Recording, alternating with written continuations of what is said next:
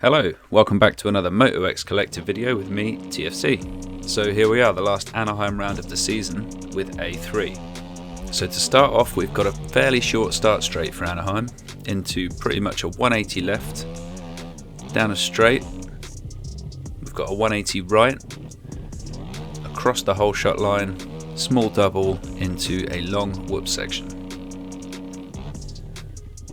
180 into the first rhythm section. Now the fast line through here is pretty obvious, but there are a few options, especially midway through.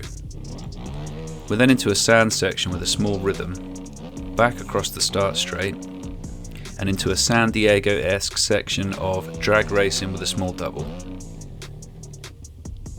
A nice little double triple or triple double section, and things really start to tighten up. We've got the only Supercross triple on the track, a 180, we're into a big rhythm section. Again, there's some options through here.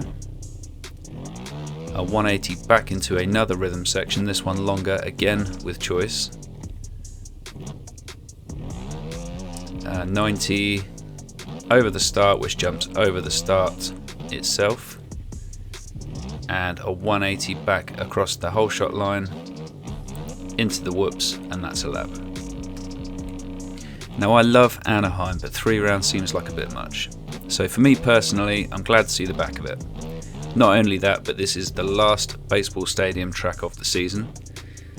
Now I always feel like baseball stadium tracks are better because of the imagination that goes into the designs, but Glendale really teased us with some football stadium, and I feel like these days they're the real battleground of Supercross. So I'm dying to get to the East Coast. The 250 West has been both a good and a bad watch for all the wrong reasons.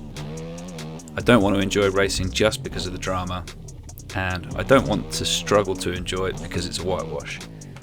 I think we lost some good riders early on, and it lost its magic there and then really, so bring on the East. Right, the track and Beta 17, so which one do I talk about first? Before I get into anything, I'm riding the SXF 450 with the awesome KTM Switch Kit livery, a replica of the rival Ink Design Company graphics kit, nicely recreated by Cody James.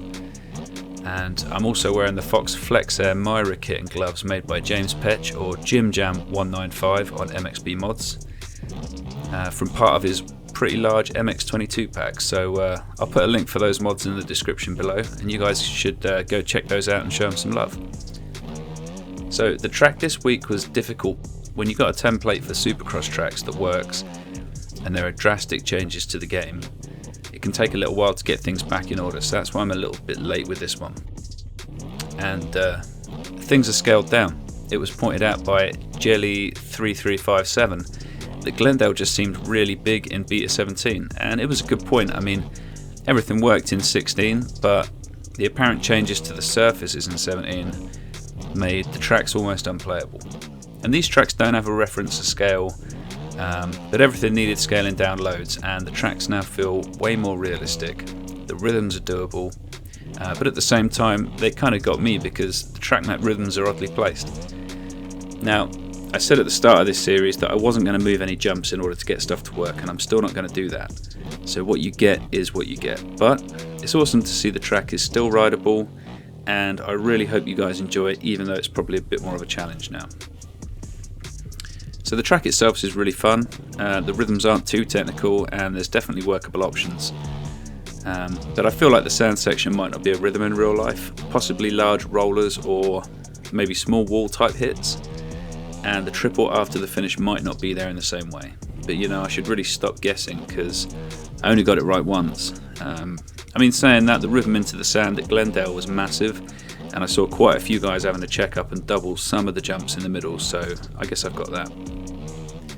I want to quickly touch on Beta 17 before I finish this off. We'll do a proper analysis of things after the dust has settled, but man, there's a lot of dust. If nothing else, Beta 17 really has brought out the very worst in this community. Now, I love you guys, our demographic on here. We seem to have captured the good ones, so the more mature, the respectful side of the community, which I'm super grateful for, because if my video comments were full of the stuff that I've been reading and listening to over the last week, I'd close the channel, 100%. This release has completely bummed me out, to be honest, and made me think hard about what we want for the future. Bear in mind, guys, that modders make this game what it is, and modders make content for the community. And if the community is full of entitled, ungrateful pillocks, why would anyone want to make content for you to enjoy? So just think about that.